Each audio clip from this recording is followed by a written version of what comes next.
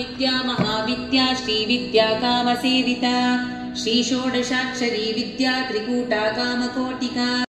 శ్రీ నమః. జై లలితాంబికాయి నమో నమః. మన బంగారు లలితమ్మ గురించి 118వ శ్లోకంలో ఏం వివరిస్తున్నారో ఈరోజు మనందరం చక్కగా తెలుసుకుందామండి. మన లలితమ్మని ఆత్మవిద్య అని పిలుస్తారు. ఆత్మవిద్య, మహావిద్య, శ్రీ విద్య, కామసేవిత. ఇక్కడ 3 రకమైన విద్యల గురించి 118వ శ్లోకము వివరిస్తోందండి. ఆత్మవిద్య, ముందుగా ఆత్మవిద్య అంటే ఆత్మజ్ఞానాన్ని సంపాదించుకోవడమే. ఒక సాధకుడికి ఆత్మజ్ఞానము ఎప్పుడు లభిస్తుంది అంటే వాళ్ళ గురించి వాళ్ళు పూర్తిగా వివరంగా తెలుసుకోవడము. అసలు నేను ఎందుకు పుట్టాను, నా కర్తవ్యం ఏమిటి, నా ధర్మము ఏంటి, నన్ను లలితమ్మవారు ఈ భూమి మీదకి ఎందుకు తీసుకొచ్చారు అన్నది ఆ సాధకుడు మొదటిగా వేసుకోవలసిన ప్రశ్న అండి. అప్పుడే మన ఉన్న బాధ్యతలు, మన చుట్టుపక్కల ఉన్న వాళ్ళు, మన మీద ఆధారపడిన వాళ్ళని అందరినీ కూడా మనం సంతృప్తి చేయగలుగుతాము. ఆత్మజ్ఞానము ఎప్పుడు లభిస్తుందండి? అసలు చాలామందికి సందేహం రావచ్చు, మన గురించి మనం ఎలా తెలుసుకుంటాము. అది ఎలా సాధ్యం అంటేనంట మహావిద్య అంటే విద్య అంటేనే ఒక పనిని నేర్చుకోవడం అండి. నేనైతే అలాగే భావిస్తాను. ఇప్పుడు మనకు ఒక సందేహం వస్తుంది, నా జీవితం తాలూకు లక్ష్యం ఏంటి అని మనకు ఒక క్వశ్చన్ మార్క్ వచ్చింది చూడండి. అలాంటి సందేహాల్ని పుట్టించడమే మహావిద్య అంటారు. మహావిద్య ద్వారానే మనం ఆత్మవిద్యని తెలుసుకుంటాము. అంటే నా జీవితం తాలూకా గమ్యం ఏంటి, నా జీవితంలో నేను చేయవలసిన కర్తవ్యాలు, కార్యక్రమాలు ఏంటి అనేది తెలుసుకోవడాన్ని. అంటే మనం ఒక క్వశ్చన్ మార్క్ మీద ఒక క్వశ్చన్ మార్క్ పెట్టుకుంటాం కదా. ఈ క్వశ్చన్ మార్క్స్ అన్నింటినీ కూడా ఎవరిస్తారండి? మనకు ఒక ఆధారం ఉండాలి కదా. ఆ ఆధారమే మహావిద్య అన్నమాట. ఇక్కడ లలితమ్మవారు మహావిద్యా స్వరూపిణి కింద. నిజంగా అందరిలోని ఇది సాధ్యం కాదండి. ఏ సాధకులకైతే నిజంగా వాళ్ళు ఎలాంటి బద్ధకము లేకుండా వాళ్ళ కార్యక్రమాలని చక్కగా చేసుకునే వాళ్ళ కోసమే ఇది వర్తిస్తుంది.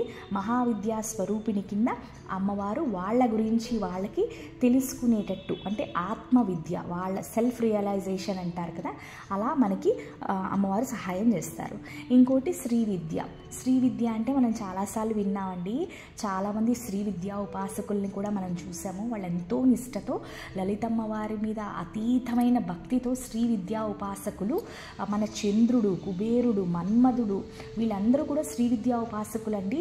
ఇప్పుడు మన గురుగారు కరుణామయ్య గారు అందరూ కూడా శ్రీ విద్యా ఉపాసకులు, వేద పండితులండి. వాళ్ళ ముందు మనం ఏం కాదు. వీళ్ళందరూ కూడా ఎంతో నిష్టతో అమ్మవారి మీద భక్తితో శ్రీ విద్య నేర్చుకునే వాళ్ళే. కామసేవిత. మన మన్మధుడి కంట లలితమ్మవారి అంటే అతీతమైన భక్తి అంట. చాలా ప్రియ భక్తుడు మన్మధుడు. మీకు ఇది వరకు కూడా చెప్పాను కదండి.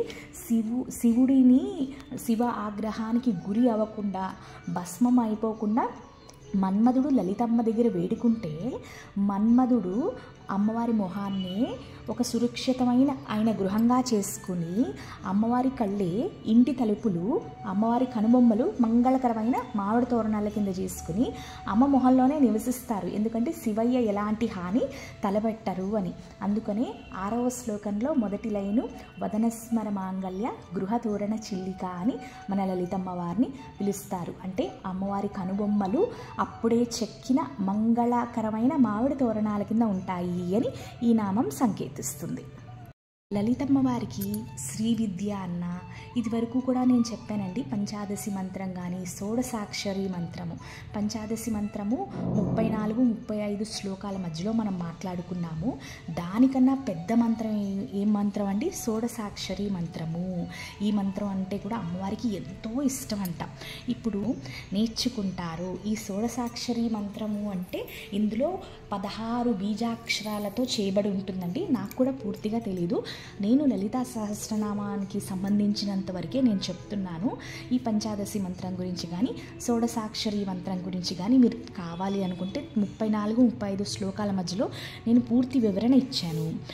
ఈ షోడశి మంత్రం అంట ఎందుకు అసలు ఒక సాధకుడు నేర్చుకుంటాడు అంటే ఇంకా ఈ సంసార బంధనాలు అవన్నీ పెట్టుకోకుండా లలితమ్మలో మొత్తం ఐక్యం అయిపోవాలన్నమాట. మళ్ళీ చావు పుట్టుక లేకుండా అమ్మవారి శ్రీచక్రము మణిపుర నిలయంలోకి వెళ్ళిపోదామనే కొన్ని సాధకులు తప్పకుండా ఈ మంత్రాన్ని సాధన కింద తీసుకుని అమ్మవారిని నిత్య ఆరాధన చేసుకుంటారంట. అమ్మ పిలుపు కోసం వేచి ఉంటారంట. మన లలితమ్మని త్రికూట అని పిలుస్తారు. కూటము అంటే ఒక భాగం అండి. 3 భాగాల కింద లలితమ్మ వారి సూక్ష్మ రూపము చేయబడింది. అంటే ఆలయాల్లోని మన ఇళ్లల్లో పటాలలోని లలితమ్మ వారికి కళ్ళు, ముక్కు, నోరు అన్నీ కనిపిస్తాయి. సూక్ష్మ రూపము అంటే మనకి కనిపించని రూపము. అది అణువు రూపంలో మన మనుష్యుల లోపలే ఉంటుందండి, ఎక్కడో ఉండరు. ప్రతి జీవిలోని ఒక దైవ స్వరూపం ఉంటుంది అని మన పెద్దవాళ్ళు చెప్తూ ఉంటారు.